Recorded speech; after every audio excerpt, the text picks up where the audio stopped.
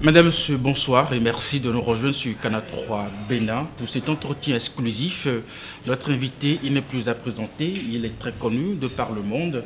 Le révérend pasteur Ralouafo est un serviteur de Dieu au profil atypique. Il est au Bénin dans le cadre du programme Lève-toi Bénin. À la fin de son séjour, il a accepté de nous consacrer un peu de son précieux temps.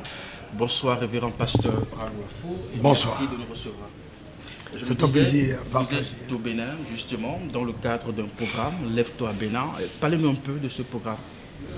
Enfin, le but de ce programme est de travailler à l'émergence d'une nouvelle mentalité. Parce que si on va changer le sort de nos nations, il faut s'attaquer au système de pensée. Parce que telle en pense, elle est. Il faille que les Africains, l'être humain en général, retrouve la pensée suprême qui est celle de son créateur. Vous ne pouvez pas utiliser une voiture ou alors une invention sans vous référer au manuel de celui qui a inventé ou créé. C'est pourquoi il est vraiment important et vital de revenir à la pensée originelle de Dieu en ce qui concerne l'homme, sa création, son fonctionnement, son mode de relation en ce qui concerne la société et le développement du pays. Voilà un peu l'essentiel de Lève-toi Bénin. Alors, dans ce programme, c'est 3 jours d'activité, justement. En quoi ces 3 jours ont changé, justement, la vie ou la mentalité de toutes ces personnes qui sont venues vous suivre? Vraiment, nous avons enseigné sur l'importance de concevoir que l'être humain a été créé et conçu par Dieu pour réussir. Parce que souvent nous avons, hélas, dans notre subconscient, accepté l'échec comme étant une fatalité. Il est important qu'on repense au niveau de notre système de pensée, de notre mental, que nous acceptions déjà que réussir fait partie du plan de Dieu quand il a créé l'humain. Et encore plus, c'est rattaché au programme de Dieu pour la nouvelle création. Il dit tout ce qui est né de Dieu, ce que la Bible dit. Tout ce qui est né de Dieu triomphe. Du moins, la victoire qui triomphe le monde, c'est notre foi. Réussir la vie est impossible sans la foi, car la foi est le seul réel antidote contre l'échec. Pour réussir, il faut croire. Il fallait donc inculquer cette notion de foi et que nous devions avoir, le Béninois doit avoir, l'Africain doit avoir, l'être humain doit avoir vis-à-vis justement de Dieu, mais vis-à-vis de lui-même. Parce qu'il faut croire, il faut la conjonction de la foi en Dieu, la foi en soi. Et pour avoir confiance en soi, il faut rentrer vers celui qui nous a créés et conçus, pour avoir une parfaite connaissance dès que nous sommes. J'ajoute que la connaissance intellectuelle, la connaissance l'ivresse, ce que nous avons dans nos universités, elle est bonne, mais n'est pas suffisante, parce qu'elle est limitée. Il est important justement que nous apportions à cette connaissance, une connaissance souveraine, une connaissance révélée, celle qui vient de celui qui nous a conçus. Voilà la valeur ajoutée qu'apportent les programmes qui sont justement, qui émanent de l'Église par des personnes qui sont outillées et éclairées. Je veux dire aussi que pendant longtemps, nous pensons que les hommes de Dieu sont là juste pour le dogmatisme. Non, moi, j'en profile en tant que chef, homme de Dieu, chef d'entreprise, ce que je fais marche. Et dans divers secteurs, on emploie des milliers de personnes. Mon frère et ami, l'apôtre Jean-Clément Djamelaï, qui est venu avec moi, nous travaillons dans la même dynamique. Et nous sommes dit, avec les expériences que nous avons, la connaissance expérimentée et expérimentale que nous avons, il est important de la communiquer à notre continent pour aider justement à l'essor et au développement de nos nations. Ce serait cruel de laisser cette responsabilité aux seuls hommes politiques. Ils font ce qu'ils peuvent. Mais l'homme de Dieu, ou les hommes de Dieu que nous sommes, devons apporter un supplément parce que la majorité de ceux qui nous gouvernent transitent d'une manière ou d'une autre dans nos communautés. Et si nous avions eu le temps de reformater le système de pensée, je pense que même nos accords avec l'Occident seraient revisités de par l'intelligence et la sagesse éclairée qu'ils auraient possédée de par nos enseignements. Nous sommes loin de berner le peuple. Nous sommes plutôt là pour apporter la véritable lumière. Ça, c'est fondamental. En gros, je retiens le mot succès. Dans l'absolu, nous savons que les gens, ils ont envie de réussir, de se réaliser. Mais est-ce que le simple discours d'un homme de Dieu peut changer vraiment leur situation? Le monde a été créé par la parole. Tout ce que nous voyons a été fait par la parole de Dieu. Encore, je veux dire, si nous n'avons pas foi au discours de l'Église, à quel discours allons-nous avoir foi? Impossible. Vous allez dans une université, vous obtenez votre diplôme. C'est très bien. Mais si au village, on vous a attachés, nous savons la réalité du monde spirituel noir que nous avons dans nos environnements. Et quand tu es attaché, c'est clair que malgré toute la connaissance que tu as, ton devenir sera sombre. Ce que nous apportons donne à l'homme de remettre les choses dans son ordre. C'est-à-dire quoi? L'être humain est d'abord un être spirituel et la vie est d'abord spirituelle avant d'être philosophique, avant d'être scientifique, avant d'être politique, avant d'être économique. Elle a d'abord une dimension spirituelle. Et donc, il faut ramener l'ordre. Parce que nous pensons souvent que les victoires, nous les avons de l'extérieur, alors qu'on les a de l'intérieur. C'est à l'intérieur de soi qu'on conçoit tout. Et nous vivons à l'extérieur ce que nous avons conçu à l'intérieur. Donc nous ramenons l'ordre par les enseignements, que chaque être retrouve le mécanisme fonctionnel qui est celui dicté par Dieu, permettant à chaque humain de révéler son identité prophétique. Parce qu'il y a une différence entre l'identité factuelle et l'identité prophétique. L'identité factuelle, c'est ce que les faits nous révèlent. On met sur ta carte d'identité charpentier, alors qu'en fait, derrière, tu es le Messie. On peut mettre derrière, dans le gars d'identité plombier, alors que tu es le futur chef d'État de ton pays.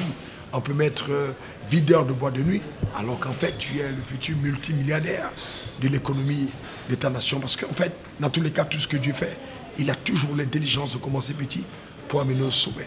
Et donc, il est donc important d'amener chaque être à se valoriser, à se considérer et surtout d'activer le levier de la foi en Dieu. Parce que la foi en Dieu a cette capacité justement de déclencher dans la vie de chaque individu l'avènement du surnaturel, du miraculeux, de l'humainement inexplicable, mais des divernements possibles. Voilà, c'est ce que nous faisons avec la dynamique de la foi. Pasteur, est-ce qu'il suffit de dire à nos jeunes, Dieu vous aime pour qu'ils réussissent? Non. Non, non, non. Mais il faut aussi... Non, il faut travailler. Bien sûr, la première notion que nous enseignons lors de nos programmes, c'est le travail. Et je dis, l'apôtre Paul dit dans 1 Corinthiens 15, verset 10, par la grâce de Dieu, j'ai travaillé plus que tous. La grâce pousse au travail. Je l'ai dit l'autre premier jour, la grâce nous amène à travailler. Donc, il est important que chaque croyant soit un acteur qui apporte de la plus-value dans un des secteurs majeurs de la société. Je parle de la famille, je parle de l'économie, je parle de la politique, je parle de l'art et de la culture, je parle de l'éducation, qu'est-ce que j'ai oublié? Tous les secteurs, voilà, tous ces secteurs de la société, nous devons retrouver dans ces secteurs les personnes qui croient en Dieu. Parce que Jésus n'est pas venu nous chercher pour nous amener au ciel, il est venu nous chercher pour nous amener à développer notre société. Il dit, vous êtes le sel de la terre. Si le sel perdait sa saveur, avec quoi lui rendra-t-on? Vous êtes la lumière du monde. Une lumière qui, on allume une lampe pour la mettre sous la table, mais sur la table afin qu'elle éclaire. Donc Jésus veut, la parole de Dieu veut que nous éclairions, que nous soyons des modèles d'intégrité, de droiture, de travail, de prospérité, d'épanouissement, de modèles sociaux. Et que nous enseignons par exemple aux hommes d'affaires en disant, une richesse qui est dans vos comptes bancaires, à quoi c'est utile dans la société? Vous êtes pauvre. Si vous n'êtes riche que d'argent, vous êtes pauvre. Il faut bien comprendre que dans l'enseignement que nous donnons sur la richesse, c'est la quatrième richesse, matérielle est la quatrième richesse. L'argent n'est pas la première richesse. Un homme qui n'a que d'argent, c'est un homme pauvre. Il faut avoir d'autres valeurs qui précèdent l'argent. Justement, nous connaissons un peu votre attachement aux principes et aux valeurs, surtout celles basées sur les Saintes Écritures. Mais aujourd'hui, quand vous regardez notre jeunesse, comment vous la décrivez? Je pense qu'il y a beaucoup de travail à faire. Surtout l'avènement d'Internet a donné la possibilité à tout le monde, même à ceux qui prennent des valeurs qui sont perverties ou alors d'être écoutés. Et si vous voulez réussir votre fille, il faut faire attention à qui vous écoutez. Qui vous écoutez. Parce que celui qui a accès à vos oreilles a la capacité de reparamétrer votre destinée. C'est pour ça qu'il faut faire attention à ce qu'on écoute. Et la jeunesse aujourd'hui est en train en majorité de prendre l'axe de la facilité. La vie n'a pas été conçue pour être facile, elle a été conçue pour être possible. Donc il faut intégrer la notion de difficulté. Mais ça me fait mal, par exemple, quand on voit ce qui se passe dans notre continent. On a le continent le plus riche du monde. On a toutes les richesses, à peu près 60 types de richesses en Afrique. On a 24% de terres avec capacité d'être cultivable. On cultive 15%. Non, 9% plutôt. Et 15% sont inutilisés. Donc vous comprenez donc, il y a tellement de choses à faire. Il est important qu'on réoriente la jeunesse dans le sens de la participation au développement de la société, pas dans le sens d'exister pour consommer ou simplement le matu vu. Non, il y a bien plus que ça. Donc ces valeurs doivent être réinculquées à nos jeunes gens. Mais qui fera cela? Vous pensez que nous vivons la crise des valeurs au niveau de notre jeunesse? Sérieusement, sérieusement, et ça fait partie des signes annonciateurs de la fin des temps. La crise des valeurs, les gens il y a beaucoup de vices aujourd'hui. Aimant le plaisir plus que Dieu. Parce que la Bible dit aimant le plaisir plus que Dieu. Aimant le plaisir plus que Dieu. Les jeunes sont prêts à sacrifier leur vie pour avoir, en temps soit peu, quelques aisances matérielles. Et ça, c'est dommage. Et c'est pour ça qu'il est important que nous puissions, notre discours soit tonitruant, que nous puissions vraiment avec agressivité et amour communiquer ce message. Parce que c'est urgent pour sauver le maximum de personnes et les ramener à la voie justement de la délivrance et de la véritable liberté. L'évangile vient apporter la liberté. L'évangile, à mon sens, doit participer au développement de la nation. Et on ne peut développer une nation qu'en développant ses leaders. C'est pourquoi pour nous la formation du leadership, les leaders, c'est vraiment vital, que dis-je, primordial. Vous l'avez évoqué tout à l'heure, notre vivre ensemble est de plus en plus éprouvé par l'évolution du monde. Nous vivons des crises partout, le temps est dur, le temps est chaud, c'est ce qui se dit, des situations assez dramatiques. Regardez ce qui se passe au Maroc, en Libye. C'est à croire que Dieu, malgré son infinie bonté, nous a un peu oubliés? Non. Il dit, quand on lui a posé la question à Jésus, quand est-ce que la fin de temps arrivera, il dit, ce n'est pas de mon ressort, ça c'est de la souveraineté de Dieu le Père. L'information, je ne peux vous la donner. Cependant, lorsque vous verrez des famines, des guerres, des bruits de guerre, des tremblements de terre, etc., alors, sachez-le, la fin n'est plus loin. Donc ces péripéties catastrophiques que nous avons partout sur la terre, en Libye, en Grèce, les inondations et après les incendies assez destructeurs sont des signes annonciateurs de la fin. Et c'est pourquoi que celui qui entend ce que je suis en train de dire doit prendre garde. Parce que l'homme n'est pas fait pour être temporel, il est fait pour être éternel. Après la mort d'un homme vient le jugement. Que les hommes se rendent compte que la vie, elle n'a pas simplement la dimension naturelle, elle est d'apport spirituel. Et qu'à n'importe quel moment, n'étant pas maître de notre destin, notre vie peut s'arrêter. Et donc, c'est pourquoi il faut se réconcilier avec le Créateur. Pour que si elle s'arrête sur la terre, qu'en continuant dans l'éternité, en traversant le rideau, en passant de l'autre côté, que nous échappions au jugement éternel, que notre fin ne soit pas l'enfer, mais que nous soyons de ceux qui vont avoir leur nom inscrit dans le livre de vie, parce que le royaume des cieux existe, l'enfer existe et le ciel existe. Donc il est important. Dans ce tableau un peu sombre, est-ce qu'il y a un peu d'espoir pour nous? Tout ce qui fera la différence, à mon sens, de toute façon, on ne peut pas arrêter les prophéties. Les prophéties vont s'accomplir. Cependant, dans Somme 91, la Bible est claire, il tombera à gauche, il met à ta droite, tu ne seras point à terre. C'est en ces moments de crise, de grande tribulation, que ceux qui se confieront en Dieu seront préservés. Voilà, ils seront préservés. Et même les nations, et même les gouvernants, il est important d'amener une nation à se réconcilier avec son Créateur et avoir des vertus et des valeurs, que nous ayons un leadership au service de Dieu pour le peuple. Et non l'inverse. Voyez-vous ce que je suis en train de dire? Parce qu'en tous les cas, l'intelligence de la vie veut qu'on puisse anticiper sur la fin de la vie terrestre. Tant qu'on n'a pas cette conception de la vie, on est obscurci. Et quand on est obscurci, on peut faire n'importe quoi. Il y a accès à toute forme de dérive. Un homme éclairé, quel que soit le niveau de pouvoir qu'il a, doit être conscient du fait qu'un jour, le détenteur de tout pouvoir, c'est-à-dire Dieu le Créateur, jugera les hommes. Par leurs actions et par l'attitude et les mobiles de leur cœur. Et ça, c'est quelque chose que nous devons craindre. Et en le craignant, quand on rencontre son semblable, on le traite comme si il incarnait, parce que c'est vrai, le visage de Dieu invisible que nous adorons et qui nous a conçus. Voilà ce qui peut rendre la vie incroyablement belle au milieu de toutes ces calamités. Alors, pasteur, nous allons clôturer cet entretien. Avez-vous un message? Un message, oui. De dire aux jeunes Africains qu'ils il est important qu'ils aient une nouvelle perception d'eux-mêmes et qu'on arrête de voir les jeunes gens qui abandonnent un continent aussi riche pour aller risquer leur vie dans les océans. C'est vraiment dramatique. Et dit à ces jeunes gens que nous offrons en Afrique des plus grandes opportunités qu'il y en a en Europe.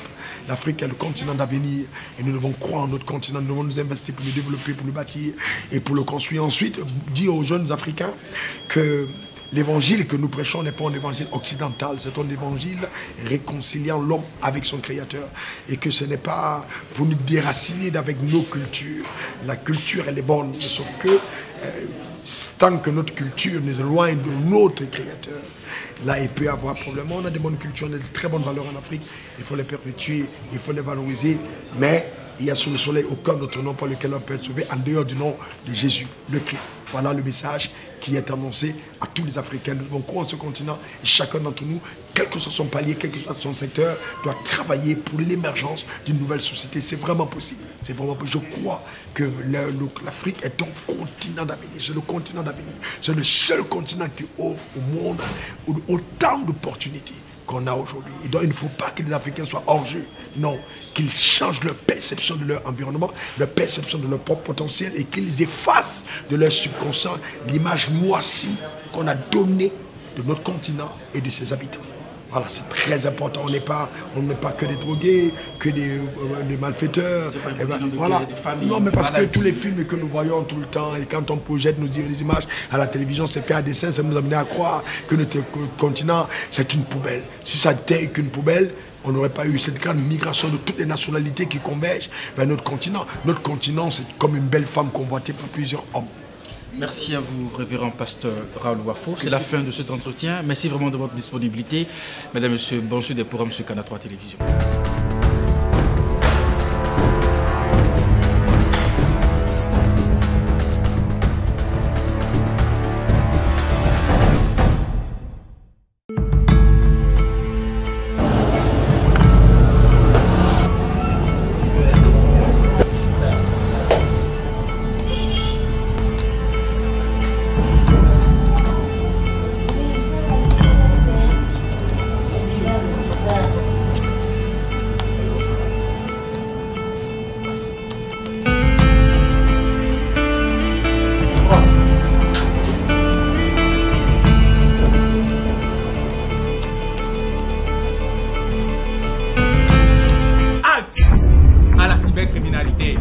Pour tout renseignement et assistance contre la cybercriminalité, appelez les numéros 63 09 51 61 ou écrivez à l'adresse mail au crc@dgpr.bj.